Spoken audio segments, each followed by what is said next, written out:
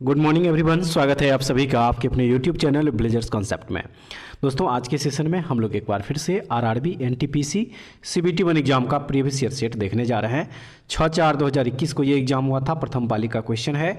और NTPC previous year series का set number 55 आज हम लोग देखेंगे किरण पब्लिकेशन के बुक से। ठीक है, तो चलिए शुरू करते हैं आज का सेशन। तो इस क्रम में जो सबसे पहला क्वेश्चन यहाँ पे हो जाएगा क्वेश्चन नंबर फर्स्ट, मैथ का क्वेश्चन है ये। तो फ्रेंड्स, आप लोगों को बता दें, मैथ और रीजनिंग का क्वेश्चन आप लोग खुद से सॉल्व कर लीजिएगा। क्वेश्चन के साथ आंसर की हमारे टेलीग्राम चैनल पे अपलोड कर दिया जाएगा पीडीएफ के रूप में। ठीक है, क्वेश्चन नंबर 3 से यहाँ पे देखेंगे। देखिए, क्वेश्चन नंबर जो 3 है इसमें दिया गया है कि अक्टूबर 2020 में नासा ने सिंगन्स अंतरिक्ष यान का नाम किस अंतरिक्ष यात्री के नाम पर रखा है? सही आंसर इसका हो जाएगा, देखिए, कल्पना चावला के नाम पे रखा गया था। ठीक है, किसके नाम पे? तो कल्पना चावला के नाम पे। ऑप्शन नंबर जो 2 दिया है ये सही हो जाएगा। उसके बाद प्रश्न नंबर 5 जो है, देखिए, इसमें दिया गया है कि भारत के वन्य जीव संरक्षण अधिनियम 1972 में कितनी अनुसूचियां हैं? सही हो जाएगा, इसमें टोटल 6 अनुसूचियां हैं।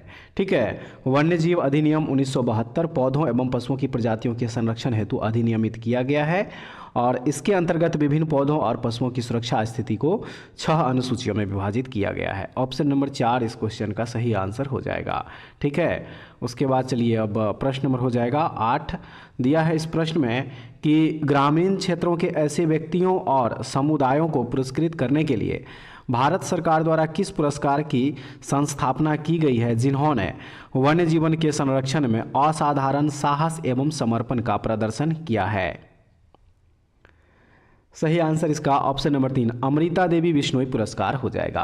अमृता देवी बिश्नोई वन्यजीव संरक्षण पुरस्कार भारत सरकार द्वारा वन्यजीव संरक्षण हेतु स्थापित एक राष्ट्रीय पुरस्कार है और यह पुरस्कार अमृता देवी बिश्नोई की स्मृति में प्रदान किया जाता है। याद रखिएगा, ऑप्शन नंबर 3 इस क्वेश्चन का सही आंसर हो जाएगा। ठीक है, उसके बाद चलिए अब अगला प्रश्न देख लीजिए। प्रश्न नंबर 12 इसमें दिया है, निम्नलिखित में से किस आईआईटी को FSSAI द्वारा 7 ईट राइट कैंपस में से एक के रूप में घोषित किया गया है?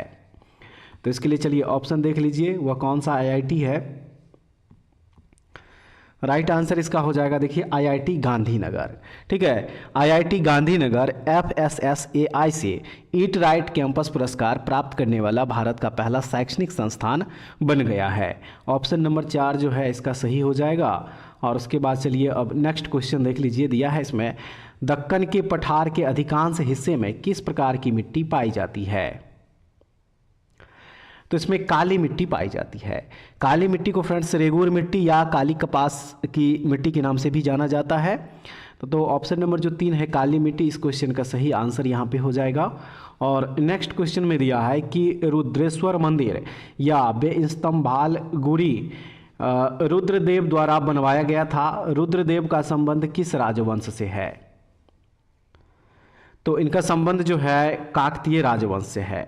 ठीक है, काकतीय राजा रुद्रदेव ने 12वीं शताब्दी में श्री रुद्रेश्वर स्वामी मंदिर का निर्माण करवाया था और यह मुख्य रूप से भगवान शिव को समर्पित है। याद रखिएगा, ऑप्शन नंबर 3 जो है इसका सही हो जाएगा। चलिए अब अगला जो प्रश्न है इस प्रश्न को देख लीजिए। किस नवरत्न कंपनी को सामान्यतः विजाग स्टील के नाम से जाना जाता है? तो वह कंपनी है राष्ट्रीय इस्पात निगम लिमिटेड।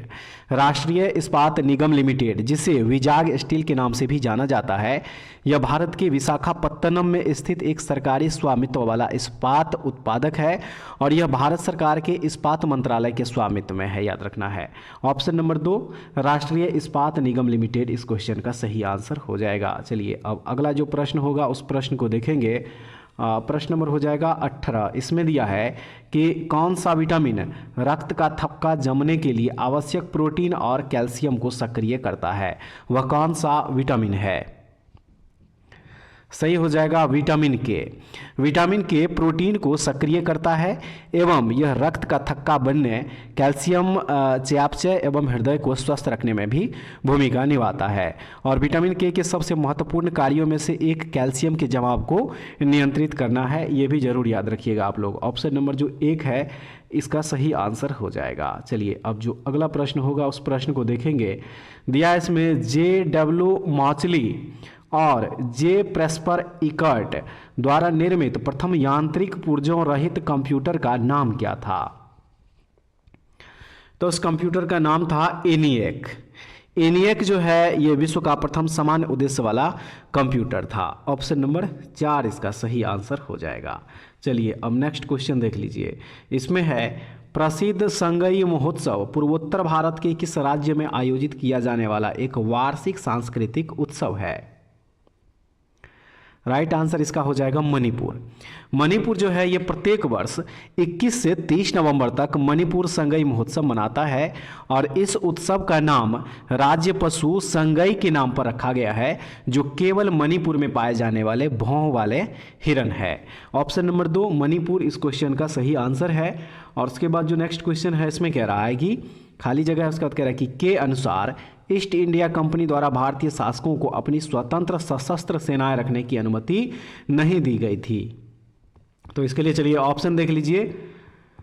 यहाँ पे ऑप्शन जो दिया गया है फ्रेंड्स, इसका जो सही आंसर हो जाएगा वो हो जाएगा सहायक संधि प्रणाली। ठीक है, सहायक संधि मूल रूप से ब्रिटिश ईस्ट इंडिया कंपनी एवं भारतीय रियासतों के बीच एक संधि थी और इस प्रणाली के अंतर्गत सहयोगी भारतीय राज्य के शासक को अपने क्षेत्र में एक ब्रिटिश सेना की अस्थायी तैनाती को स्वीकार करने के साथ ही इसके रखरखाव हेतु सब्सिडी का भुगतान करने हेतु मजबूर किया गया था और इसे लॉर्ड वेलेस्ली द्वारा तैयार किया गया था, याद रखिएगा। ऑप्शन नंबर जो 1 है इसका सही आंसर यहाँ पे हो जाएगा। आइए फ्रेंड्स अब देखते हैं नेक्स्ट क्वेश्चन। दिया है इसमें कि ऊपर पट्टी की संरचना में अभ्रक की मात्रा लगभग कितनी होती है? सही हो जाएगा 4%। ठीक है, पृथ्वी की सबसे बाहरी परत को भूपरपट्टी कहते हैं। ऑप्शन नंबर जो 3 दिया है यहाँ पे 4%, ये बिल्कुल सही हो जाएगा। और उसके बाद जो नेक्स्ट क्वेश्चन है इसमें कह रहा है कि निम्नलिखित में से कौन सा विकल्प भारत के इतिहास के सही कालानुक्रम को दर्शाता है? पी में है गुप्त साम्राज्य, क्यू में मौर्य साम्राज्य, आर मुगल साम्राज्य और एस में दिल्ली सल्तनत है। तो सही आंसर इसका ऑप्शन नंबर जो 1 दिया है QPSR ये हो जाएगा। देखिए क्यू यानी कि मौर्य साम्राज्य। मौर्य साम्राज्य जो है देखिए ये 300 ईसा पूर्व से 122 ईसा पूर्व तक जो है राज किया था। उसके बाद दूसरे नंबर पे ये पहले नंबर पे आ जाएगा। उसके बाद दूसरे नंबर पे पी यानी कि गुप्त साम्राज्य हो जाएगा। ठीक है, गुप्त साम्राज्य इसका देखिए 3री शताब्दी से 6ठी शताब्दी तक जो है ये राज किया था। तीसरे नंबर पे आ जाएगा एस यानी कि दिल्ली सल्तनत। दिल्ली सल्तनत जो है 1206 से 1526 तक था। और उसके बाद आर यानी कि मुगल साम्राज्य जो है ये 1526 से 1757 यानी कि ये चौथे नंबर पर आ जाएगा। तो ऑप्शन नंबर जो 1 दिया है इस क्वेश्चन का हो जाएगा सही आंसर। और उसके बाद नेक्स्ट क्वेश्चन में कह रहा है खाली जगह है, कह रहा है कि पर्वतमाला व्यवहारिक रूप से उत्तर और दक्षिण भारत के बीच की सीमा का निर्माण करती है, वह कौन सी पर्वतमाला है? तो वह है विंध्याचल पर्वतमाला। ठीक है, विंध्य श्रेणी जो है दक्षिणी एवं उत्तरी भारत के बीच एक सीमा के रूप में कार्य करती है। ऑप्शन नंबर 4 इस क्वेश्चन का है सही आंसर। नेक्स्ट क्वेश्चन है विश्व मरुस्थलीकरण एवं सूखा रोकथाम दिवस की तिथि को मनाया जाता है?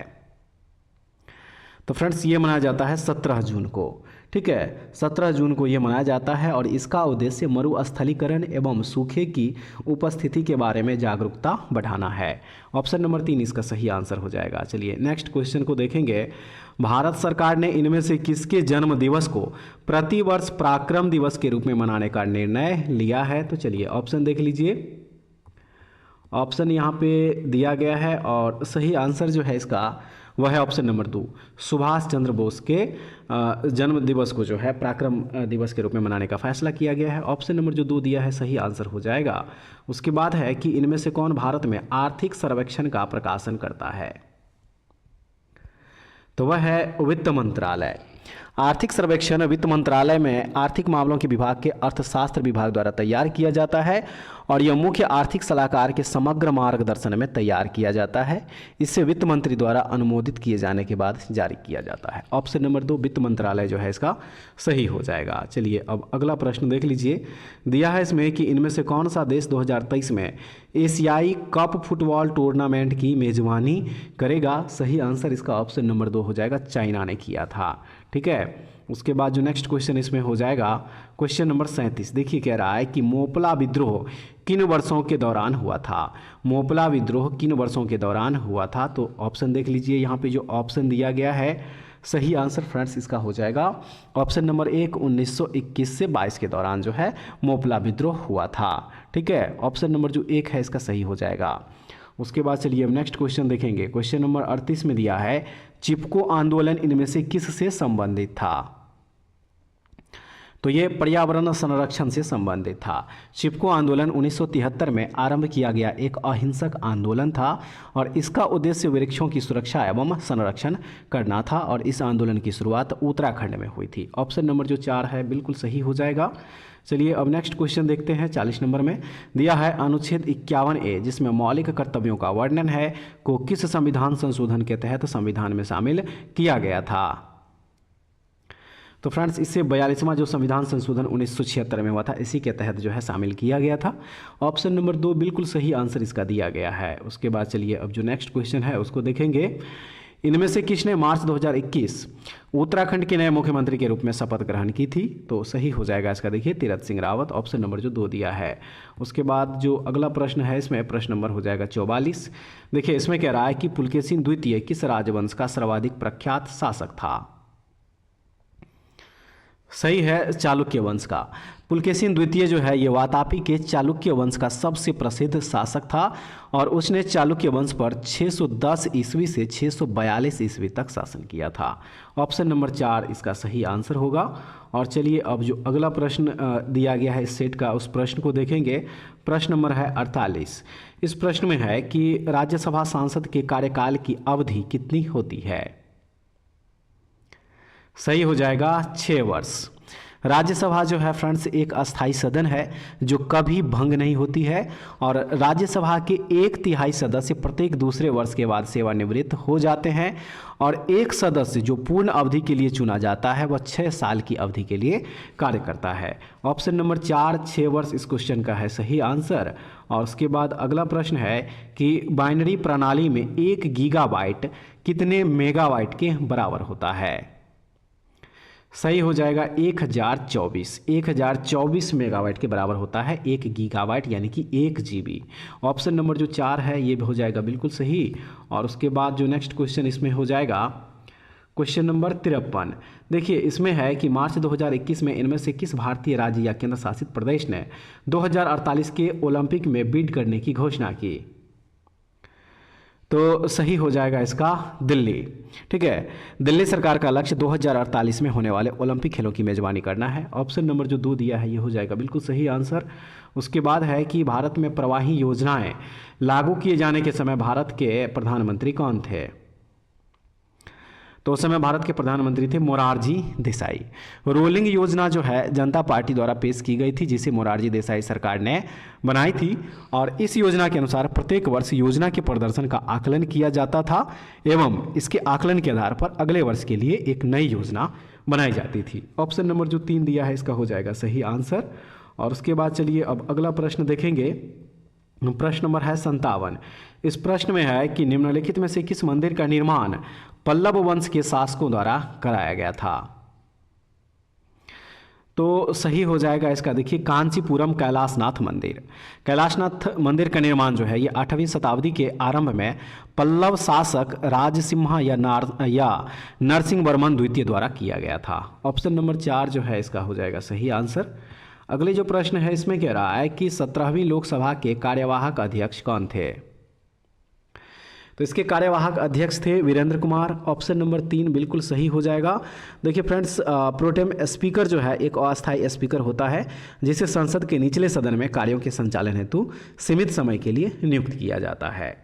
उसके बाद जो नेक्स्ट क्वेश्चन हो जाएगा इसमें कह रहा है कि भारतीय मानक समय का निर्धारण 82.5 डिग्री पूर्व देशांतर वाली याम्योत्तर रेखा को मानक याम्योत्तर मानकर किया जाता है। यह इनमें से किसके पास से होकर गुजरती है? राइट आंसर इस क्वेश्चन का है ऑप्शन नंबर 1, इलाहाबाद से होकर गुजरती है ये। ठीक है, चलिए अब जो अगला प्रश्न होगा उस प्रश्न को देखेंगे। निम्नलिखित में से कौन सा आर्किमिडीज के सिद्धांत पर आधारित नहीं है? निम्नलिखित में से कौन सा आर्किमिडीज के सिद्धांत पर आधारित नहीं है? तो इसके लिए चलिए ऑप्शन देख लीजिए, इनमें से कौन सा है जो कि आर्किमिडीज के सिद्धांत पर आधारित नहीं है। तो करेक्ट आंसर जो इसका हो जाएगा वह हो जाएगा हवाई जहाज़ के पंखों की डिजाइनिंग। हवाई जहाज़ के पंखों की डिजाइनिंग जो है ये वायु गतिकी के एक सिद्धांत पर आधारित है जिसे बर्नौली का नियम कहा जाता है। ऑप्शन नंबर 1 इसका सही हो जाएगा। और उसके बाद नेक्स्ट क्वेश्चन है, महाराजा जयसिंह द्वितीय ने इनमें से किस शहर में जंतर मंतर का निर्माण नहीं करवाया था?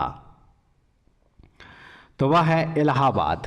ठीक है, 18वीं शताब्दी की शुरुआत में जो है जयपुर के महाराजा जयसिंह द्वितीय ने कुल 5 जंतर मंतर का निर्माण किया था जिसमें कि इलाहाबाद शामिल नहीं है।